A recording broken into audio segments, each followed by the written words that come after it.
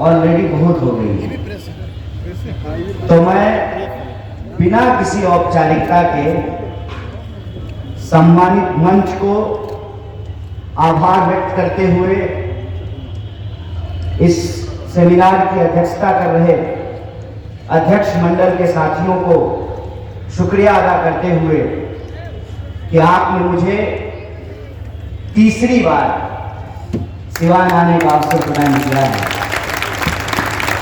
मैं जब पहली बार सिवान आया था जनगण मन यात्रा लेकर के पूरे देश में देश को आपस में बांटने के नाम पर एक सियासत की गई थी सरकार के द्वारा उस कानून का NRC-CA का विरोध करने के लिए।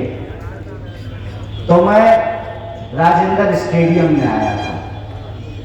दूसरी बार जिस संगठन ने मुझे पाला पोसा राजनीति का अलिफ के बे सिखाया है, ABCD सिखाया है, ऑल इंडिया स्टूडेंट फेडरेशन के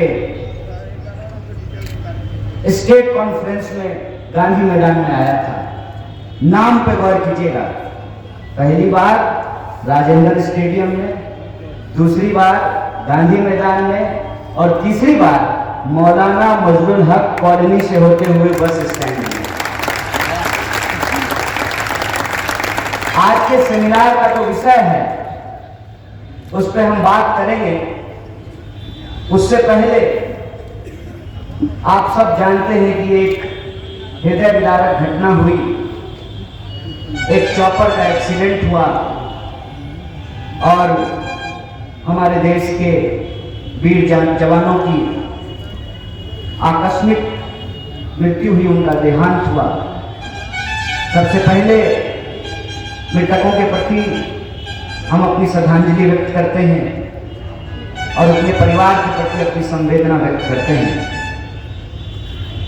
इसके साथ साथ हम याद करना चाहते हैं आजादी के आंदोलन के उन वीरों को जिनकी याद में इस सेमिनार का आयोजन किया गया है। आप जानते हैं कि यह सेमिनार क्रांतिकारियों की उन महान विभूतियों को समर्पित है जिन्होंने इस देश की आजादी में अपना योगदान दिया और आजादी के बाद मौलाना अबुल कलाम आजाद देश के पहले शिक्षा मंत्री बने और राम प्रसाद बिस्मिल और अशफाकुल्लाह खान की दोस्ती बड़ी मशहूर है। आप में से शायद कुछ लोग ये जानते होंगे कि एक बड़ा मशहूर गाना है, सरफरोशी की तमन्ना अब हमारे दिल में है, देखना है जोर कितना बाजुए कातिल में है। इसको लिखा है बिस्मिल अजीमाबादी ने और राम प्रसाद अशफाकुल्लाह खान दोनों मिलकर के ये गाना गाते थे और राम प्रसाद बिस्मिल के नाम में बिस्मिल लगाते हैं। जिस मुद्दे पे हम बातचीत करना चाहते हैं, आजादी के आंदोलन का क्या महत्व है, आजादी के आंदोलन में योगदान देने वाले जो महान विभूति हैं और आज हमारे सामने क्या चुनौतियां हैं, इस पर मैं कुछ चीजें आपसे साझा करूंगा। उससे पहले मैं एक बात कहना चाहता हूं। बड़े हमारे वरिष्ठ साथी हैं शकील अहमद खान साहब, विधायक हैं, वरिष्ठ नेता हैं कांग्रेस पार्टी के, और मैं जिस विश्वविद्यालय से PhD किया है, मेरे से पहले वो उस विश्वविद्यालय के अध्यक्ष रह चुके हैं और जहां जिस धरती पर मैं खड़ा हूं, इस धरती ने भी एक अध्यक्ष उस यूनिवर्सिटी को दिया है चंद्रशेखर के रूप में। आपकी धरती बड़ी महान है, ये राजेंद्र बाबू की भी धरती है, मौलाना मजरुल हक की भी धरती है। मैं कोशिश करता हूं कि अपने वरिष्ठ साथियों की बात को गंभीरता से समझूं, जहीन तरीके से उसका अनुसरण कर सकूं, उसका पालन कर सकूं। लेकिन कई बार मुझे ऐसे मंचों पे कहीं ना कहीं थोड़ी अत्यधिक चिंता की बू आती है। मैं बड़ा खुश रहने वाला, मुस्कुराने वाला, आशावादी व्यक्ति हूँ। कहीं ना कहीं मुझे बहुत चिंता नहीं होती। हमारे अल्पसंख्यक प्रकोष्ठ के वरिष्ठ नेता ने भी कहा, शकील साहब ने भी कहा कि मिट जाओगे। मैं कहता हूं कि नहीं मिटेंगे। कुछ दौर है कि हस्ती मिटती नहीं हमारी, सदियों रहा है बहुत दुश्मन दौरे जमा हमारा। और पूरी जिम्मेवारी से मैं ये बात कहता हूं, शकील साहब ने कहा कि इस देश की मेजॉरिटी को तय करना है कि जमहूरियत की शक्ल क्या होगी, आईन का क्या उद्देश्य है और आईन कैसे, संविधान कैसे इस देश के लोगों को प्रोटेक्ट करेगा। मेरा नाम कन्हैया है। मेरी मां ने नहीं सोचा था कि मोदी नाम का कोई आदमी देश का प्रधानमंत्री होगा, और वो मोदी जिस महिला को छोड़ करके चले गए उनका नाम यशोदा है। मैं ये नाम इसलिए ले रहा हूं कि अगर कंस है तो कन्हैया भी होगा। बिल्कुल चिंता की बात नहीं है, सिर्फ और सिर्फ अपनी जिम्मेवारियों को उठाने की, निभाने की जरूरत है। क्या है जिम्मेवारियां? सबसे पहली जिम्मेवारी ये है कि सच सच होता है, सच पर से कभी हम अपना भरोसा न छोड़ें। झूठ 100 बार क्या 1000 बार कहा गया, लेकिन यह बात नहीं बदली जा सकती है कि गोडसे ने, जो अपने आप को सबसे बड़ा हिंदूवादी कहता था, वो एक ऐसे व्यक्ति की हत्या की जो कहते थे रघुपति राघव राजा राम, पतित पावन सीताराम, ईश्वर अल्लाह तेरो नाम, सबको सम्मति दे भगवान। यह सत्य नहीं बदला जा सकता। इतिहास बदलने की बात करते हैं। अरे साहब, जिससे वर्तमान नहीं संभल रहा हो वो इतिहास क्या बदलेगा। और जहां तक आजादी का सवाल है, हमारे मित्र सुशील भाई ने कहा कि एगो को पद्मश्री दिया गया है और कहती हैं कि आजादी भीख में मिला है। सेठ बिहारी आदमी है। हमारे यहाँ एक बात कही जाती है, बंदर क्या जाने अदरक का स्वाद। और अगर हम और बेगूसरैया भाषा में बोले तो कहते हैं उसको बानर क्या जाने आदि का स्वाद। तो उस मुहावरे के तर्ज पे मैं ये कहता हूं, जैसे बानर क्या जाने आदि का स्वाद, वैसे संघी क्या जाने आजादी का स्वाद। जो आजादी के लिए लड़ता है, जिसने कुर्बानियां दी हैं, जो उस विरासत से अपने आप को जोड़ करके देखता है, वो उसके महत्व को समझता है। आजादी की बात हम भी करते हैं, आजादी का नारा हम भी लगाते हैं। देश से आजादी नहीं चाहते, देश के लोगों की जो समस्याएं हैं उन समस्याओं से आजादी चाहते हैं। हम चाहते हैं कि सिस्टम का जो करप्शन है, जिसका जिक्र हमारे साथी सुशील ने किया, कि अंग्रेजों का बनाया हुआ पुल टिका हुआ था, अंग्रेजों को हमने भगा दिया। हमने जिनको अपना समझ करके कुर्सी थमाई, उन्होंने एक पुल बनाया, अंग्रेजों के पुल को तोड़ दिया और उनका पुल अंग्रेजों से बहुत कम समय में धराशायी हो गया है।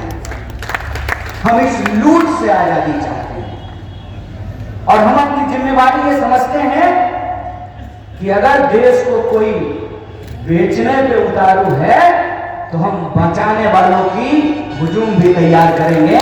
इसी जिम्मेवारी के तहत मैं आपके बीच में आया हूं और आज हम आजादी के आंदोलन को इसलिए याद कर रहे हैं कि डॉक्टर बाबा साहब भीमराव अंबेडकर ने कहा है कि जो पीढ़ी अपना इतिहास भुला देती है उसका भविष्य सुरक्षित नहीं होता है।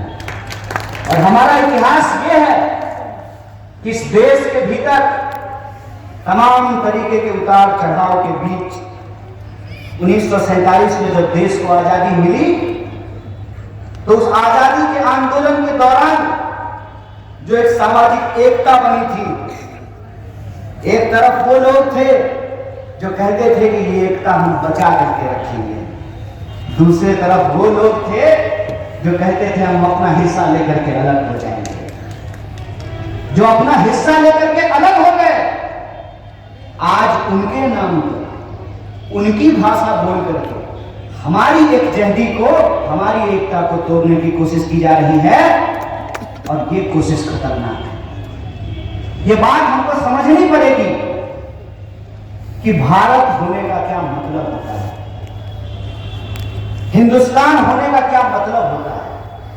हिंदुस्तान होने का मतलब ये होता है, राम प्रसाद बिस्मिल ब्राह्मण, पांडे जी भी बैठे हुए हैं, दुबे जी भी बैठे हुए हैं, दोनों हमारे कांग्रेस के वरिष्ठ नेता हैं, ब्राह्मण। उनकी और अशफाकुल्ला खान की एक पठान की बातचीत हो रही है। अशफाकुल्ला खान राम प्रसाद बिस्मिल को कहते हैं कि देखो भाई, तुम्हारी मान्यता और धर्म के हिसाब से तुमको पुनर्जन्म मिल सकता है, हमारी ईमान के हिसाब से पुनर्जन्म नहीं होता है। अगर मुझे जन्नत नसीब हुई और मुझे ऊपर वाले से रूबरू होने का मौका मिला, तो मैं उनसे बस एक बात कहूंगा, एक बार और हिंदुस्तान भेज दीजिए, एक बार और मुल्क पे अपना जान निछावर करने का मन करता है। ये बात मैं आपको इसलिए बता रहा हूं कि मैं बाहर हूं, लेकिन आज भी बहुत सारे लोग आवाज उठाने के जुर्म में गलत तरीके से जेलों में बंद करके रखे गए हैं। अगर मैं बाहर हूं तो मैं आप तमाम लोगों के बीच घूम करके एक जो मोटी मोटी बात कहना चाहता हूं, कांग्रेस पार्टी इस देश के लिए क्या बुरा की, क्या अच्छा की, ये आप जानते हैं। हमारा देश बड़ा गजब का है।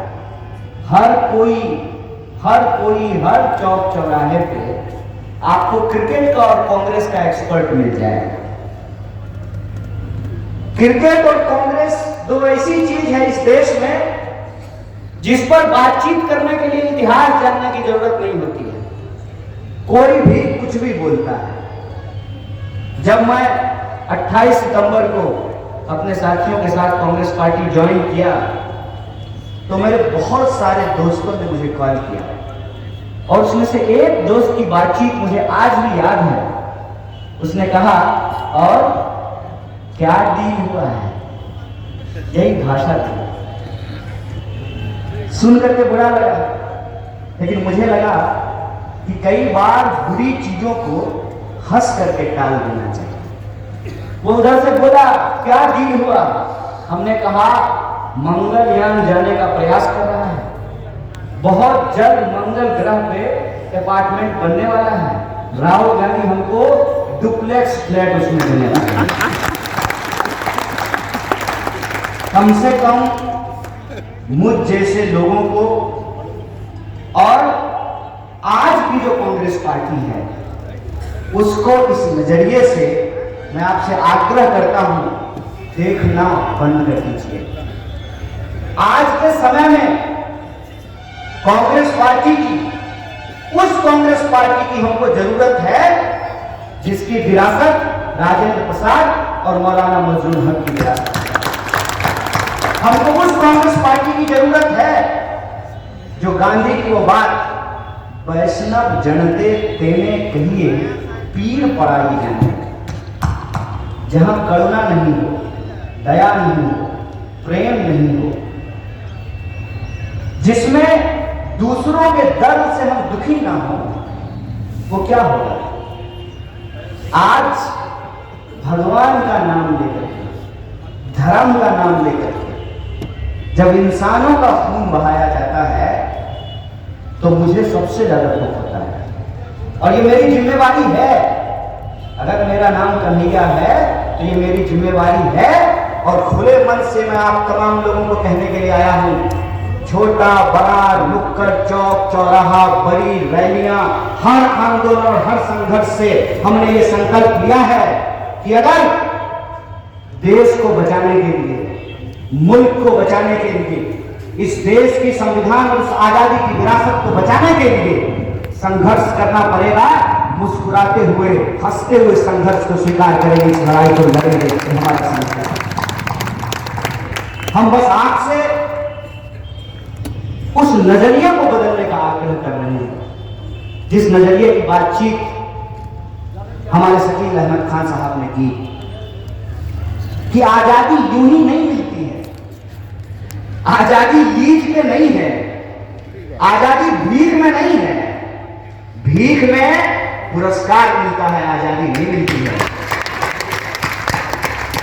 चापलूसी करने से पद मिलता है, अधिकार नहीं मिलता है। सोच करके मुझे बताइए, ये इतनी आसान बात है कि मंदिर में जाने वाला, मस्जिद में जाने वाला, तिलक लगाने वाला, टोपी पहनने वाला, दोनों का वोट बराबर होगा? फॉर्च्यूनर पे चढ़ने वाला, साइकिल पे घूमने वाला, दोनों का वोट बराबर होगा? महल में रहने वाला, झोपड़ियों में रहने वाला, फुटपाथ पे सोने वाला, गद्दा पे लौटने वाला, दोनों का वोट बराबर होगा? ये इतनी आसान बात नहीं है। लेकिन मुश्किल ये है कि आज इस मोबाइल के दौर में इंसानों को भी डेटा बना दिया गया है। लोग फेसबुक पोस्ट करते हैं और ये गिनते हैं कि कितना लाइक हुआ है। इंसान नहीं गिन रहे हैं, नंबर गिन रहे हैं। हम नंबर नहीं हैं, हम इंसान हैं। और ये जो आज हमको नंबर बनाने की कोशिश की जा रही है, 85%, 15%, ये नंबर है। और उस नंबर बनाने का जो साजिश है, उसका जो खतरा है, उसको हमको समझना चाहिए कि कोरोना में जब लोग मर रहे थे तो सरकार नंबर गिन रही थी। ये नहीं कह रही थी कि घर में अगर एक कमाने वाला है, उसको कोरोना हो गया है, उसकी कोरोना से मौत हो गई है, तो पूरा का पूरा परिवार बिलख रहा है। वो एक नंबर नहीं है। उस इंसान के भीतर भावनाएं हैं, उस इंसान का वजूद है, उस इंसान का इतिहास है, उस इंसान की विरासत है, उस इंसान की पहचान है। वो एक नंबर नहीं है। वोटों के इस खेल में, नोटों के इस खेल में सिर्फ इंसानों को इंसानों से जुदा नहीं किया है, उनको नंबर बना दिया गया है। हमको नंबर नहीं होना है, हमको नागरिक होना है। देश जब 1947 में आजाद हुआ था तो हमने अंग्रेजों से अपना देश इस शर्त पे वापस लिया था कि इस भूभाग पर रहने वाला हर इंसान, चाहे हिंदू हो या मुसलमान, वो इस देश का नागरिक था, है और रहेगा। इस बात पर सहमति हुई थी। हमने जो संविधान स्वीकार किया, संविधान सभा ने जो संविधान तैयार की, उसमें सबको बराबरी का अधिकार दिया गया, सबके वोट बराबर किए गए, महिला पुरुष के वोट बराबर किए गए। आप सब इस बात को जानते हैं। आज भी आपके और हमारे घरों में महिलाओं के अधिकार बराबर नहीं हुए हैं, लेकिन संविधान ने महिलाओं का अधिकार बराबर करके रख दिया। ऐसा नहीं है कि मेरा वोट एक है और मेरी माता जी का वोट आधा है, उनका वोट भी एक है।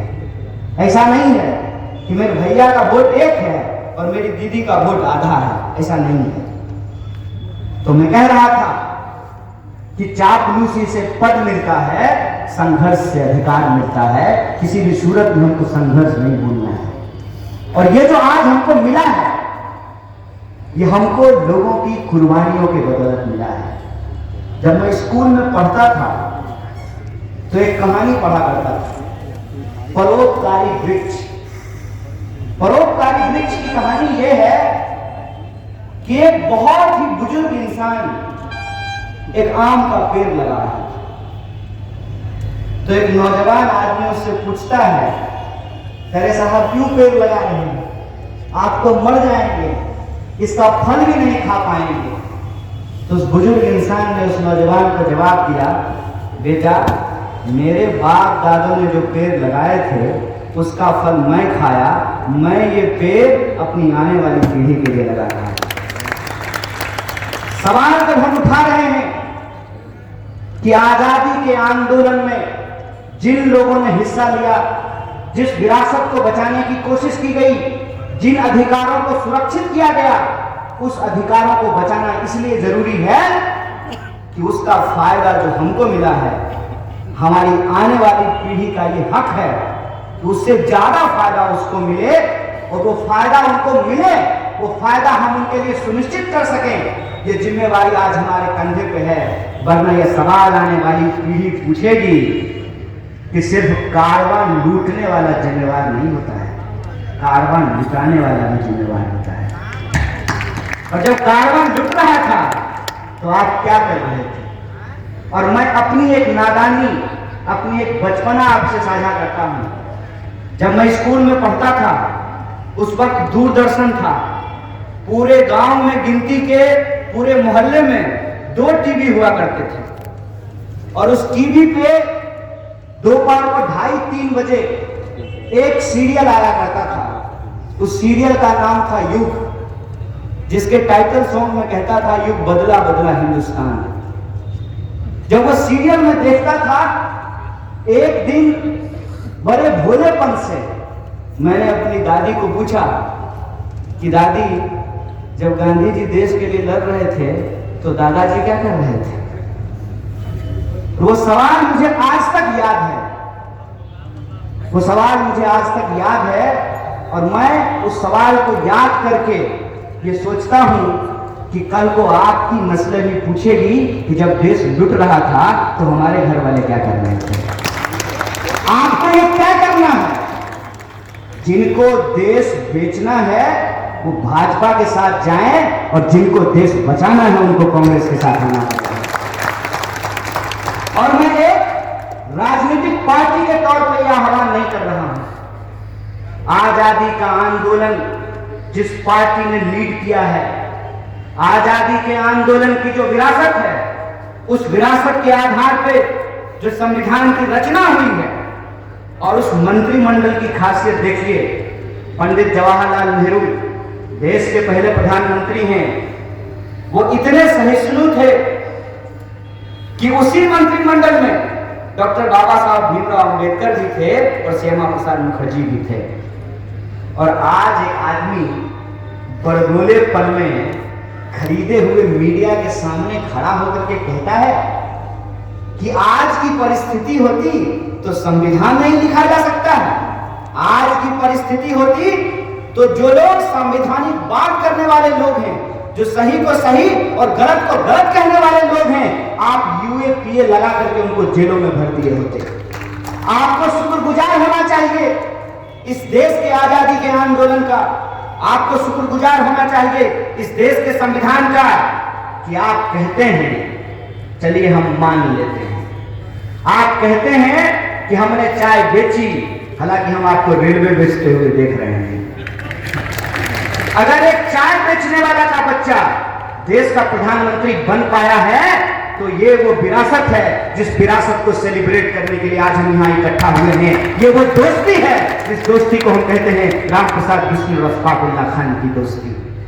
ये वो विरासत है जिस विरासत से हर किसी को, क्या हिंदू क्या मुसलमान, क्या सिख क्या ईसाई, क्या ब्राह्मण क्या दलित, क्या पिछड़ा क्या अति पिछड़ा, क्या महिला क्या पुरुष, सबके अधिकार बराबर किए गए।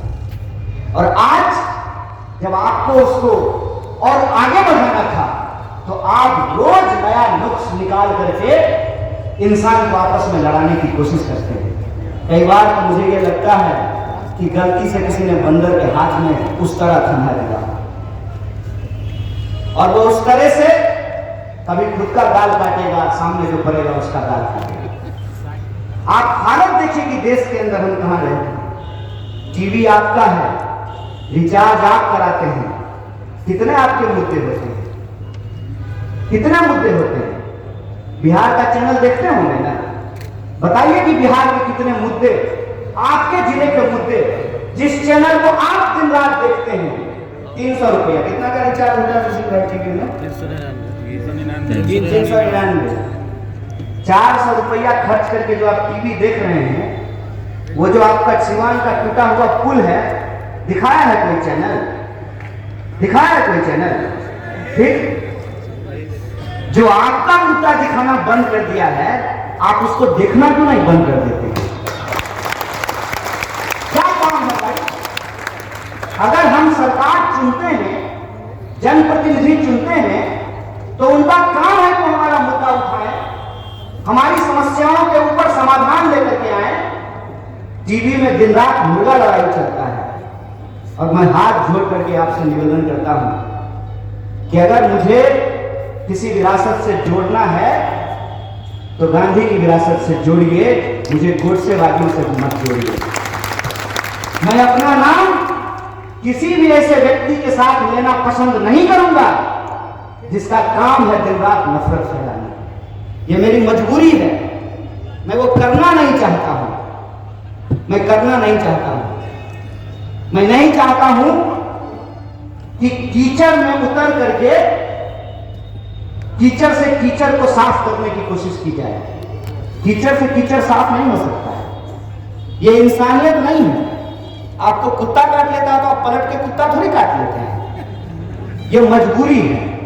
ये मजबूरी इसलिए है कि मैं इनको बताना चाहता हूं, इस भ्रम में मत रहो कि तुमको लोगों ने वोट दे दिया, तो जिन मुद्दों के ऊपर तुमको वोट दिया है, तुम उन मुद्दों पे काम ना करके दिन रात हिंदू मुसलमान करके समाज में नफरत फैलाओगे और तुमको कोई बोलने वाला नहीं है, तो हम डट करके खड़ा है, हम बोलेंगे। लेकिन मैं ये समझता हूं कि सिर्फ 2, 4, 10, 50 लोगों के बोलने से कुछ नहीं होता। और हमारे बिहार के साथियों से, जैसा कि सुशील भाई ने कहा कि हम हर गांव, हर गली, हर चौराहा, हर नुक्कड़, हर शहर, हर बस्ती जाना चाहते हैं। हम बिहार के लोगों से बात करना चाहते हैं, संवाद करना चाहते हैं। इसीलिए आज हम लोग कोई पॉलिटिकल रैली नहीं कर रहे हैं, हम सेमिनार कर रहे हैं, हम बात करना चाहते हैं। और हम अपने बिहार के लोगों को ये याद दिलाना चाहते हैं, साहब क्या कमाल की धरती है। सिद्धार्थ चल करके आए यहां, इस धरती ने उनको महात्मा बुद्ध बना दिया। क्या धरती है। मोहनदास करमचंद आए थे, चंपारण की धरती ने उनको गांधी बना दिया। ये बिहार के लोग हैं। बिहार जब तक उठ करके नहीं खड़ा होगा, इस बेकाबू बैल को लगाम नहीं लगाया जा सकता है। इस बेकाबू बैल को लगाम लगाने के लिए बिहार के लोगों को यह स्मरण करने की जरूरत है कि हमारी गौरवशाली परंपरा क्या है। हमारी गौरवशाली परंपरा यह है कि घमंड हो गया था नंद वंश के राजाओं को, जनता के ऊपर जुल्म कर रहे थे। एक चरवाहे को चाणक्य ने सबसे बड़ा सम्राट बना दिया था। हम उस धरती से आते हैं जो अशोक की राजधानी है। हम उस भूमि से आते हैं जो ज्ञान की भूमि है, जहां नालंदा विश्वविद्यालय का निर्माण हुआ था। हम उस तप की भूमि से आते हैं जहां एक से एक सन्यासी पैदा हुए, जहां महावीर हुए। हम उस भूमि से आते हैं कि इस देश को जब भी जरूरत हुई है, सन 57 की उस लड़ाई में वीर कुंवर सिंह ने अपना हाथ काट करके नदी में प्रवाहित कर दिया था। हम उस भूमि से आते हैं कि जब सिस्टम नकारा हो जाए तो दशरथ मांझी छेनी और हथौड़ी लेकर के पहाड़ काट करके रास्ता बना दिया। हम उस भूमि से आते हैं 1942 के भारत छोड़ो आंदोलन में, जब महात्मा गांधी ने कहा करो या मरो, गांव गांव गलियों गलियों में आंदोलन हुआ। कोई ऐसा गांव नहीं है जहां आपको कुछ स्वतंत्रता सेनानियों का परिवार नहीं मिलेगा। और मुझे गर्व है कि मैं स्वतंत्रता सेनानी के परिवार से आता हूं। बचपन का वो सवाल जब मैंने अपनी दादी को पूछा था, तो मेरी दादी ने कहा था कि गांधी जी बाबा के नेतृत्व में हमारे परिवार के हर नौजवान इस देश की आज़ादी के लिए लड़ रहे थे। तो हमारे पुरखों ने जो आज़ादी हमको दिलाई है उस आज़ादी की रक्षा करेंगे। जो संविधान हम तमाम इंसान को बराबर करता है उस विरासत को हम बचाएंगे। और ये लड़ाई किसी पार्टी को बचाने की लड़ाई नहीं है। ये लड़ाई मुझे, इन्हें या उनको मुख्यमंत्री बनाने की लड़ाई नहीं है। ये लड़ाई किसी पार्टी को दोबारा सत्ता में लाने की लड़ाई नहीं है। मैं ये बात नहीं कह रहा हूं। मैं कहता हूं कि मैं आज उस पार्टी का दामन थामा है मैंने जिस पार्टी की एक बड़ी खास बात है। कोई कहता है कि मैं मुसलमान का पार्टी हूं, कोई कहता है कि हिंदू का पार्टी हूं, कोई कहता है पिछड़ों की पार्टी हूं, कोई कहता है कि अगरों की पार्टी हूं। कांग्रेस पार्टी एक ऐसी पार्टी है जो किसी की नहीं है, ये सबकी पार्टी है। ये ऐसी पार्टी है जिसके पास ये विरासत है जो किसी मंच से खड़ा होकर के बिहार में भी कह सकता है, बताइए कौन ऐसा समुदाय है जिससे कांग्रेस पार्टी ने बिहार का मुख्यमंत्री नहीं बनाया है। मैं ये बात आपको इसलिए याद दिला रहा हूं कि मैं आपको ये नहीं कह रहा हूं कि आइए और आप कांग्रेस की सदस्यता ले लीजिए। मैं सिर्फ आपको ये कह रहा हूं कि जाके पैर न फटे बिवाई, वो का जाने पीर पड़ाई। जो पार्टी आज एक आजादी दिलाई है वही पार्टी आजादी बचा सकती है। जिस पार्टी के नेताओं ने हंसते हंसते फांसी के फंदे को चूमा है उसकी विरासत को आज हमको बचाने की जरूरत इसलिए है कि हमारे आने वाली पीढ़ी का सवाल ये नहीं है कि हमारी इबादत का तरीका क्या होगा। हमारे आने वाली पीढ़ी का सवाल ये नहीं है कि हमारी पूजा पद्धति क्या होगी। हमारे आने वाली पीढ़ी का सवाल ये है, न रहेगा बांस, न बजेगी बांसुरी, न रहेगा सरकारी संस्थान, न मिलेगी सरकारी नौकरी। हमारी पीढ़ी का सवाल ये है कि 45 साल में, इस आंकड़े को याद रखिएगा, विपक्ष अगर एक झूठ बोले तो सीधा जेल जाता है। सत्ता पर बैठे लोगों का राज है, जो मुंह में आता है बकता है। 45 साल में पहली बार देश में सबसे ज्यादा बेरोजगारी है। आपको सुनकर के आश्चर्य नहीं होता है जब आप बड़े बड़े पोस्टरों पे लिखा हुआ देखते हैं अब की बार 300 पार। नारा नहीं है, धमकी है। एक दो बार और भाजपा को जिता दीजिएगा ना तो पेट्रोल 300 रुपए खरीदिएगा। इस बात को याद वो अपना सीट नहीं बता रहे हैं, पेट्रोल डीजल का भविष्य का दाम बता रहे हैं। अब की बार 300 पार। इस बात को समझिए कि आपके निजी जीवन में आप किन समस्याओं से परेशान हो रहे हैं। मैं अपने साथी के घर पे गया, बीचों बीच बाजार में दिन में मच्छर जो है ना हिंदी का गाना गुनगुना रहा था। आपके आ जाने से कोई ऐसा गली मोहल्ला नहीं है जिसके नाली के ऊपर ढक्कन है। कोई ऐसा गली मोहल्ला नहीं है जहां जा करके अगर आपको मन में ये ख्याल आए कि सपोज करो कि कभी भूकंप आ जाए तो फायर ब्रिगेड की गाड़ी नहीं घुस सकती, एम्बुलेंस नहीं घुस सकता। यहाँ डॉक्टर साहब लोग बैठे हुए हैं। अभी कोरोना की स्थिति में हमने देखा है कि क्या हुआ है। सरकार का एक भी हेल्पलाइन नंबर काम नहीं कर रहा था, एक भी हेल्पलाइन नंबर काम नहीं कर रहा। फिर किस लिए सरकार है, किस लिए हम जनप्रतिनिधियों का चुनाव करते हैं? आप सोच करके बताइए कि मैं जो कह रहा हूं कि हमारे आने वाली पीढ़ी का सवाल ये है कि अगर एयर इंडिया नहीं बचेगा तो सिंधिया जी क्या करेंगे, ढोलक बजाएंगे?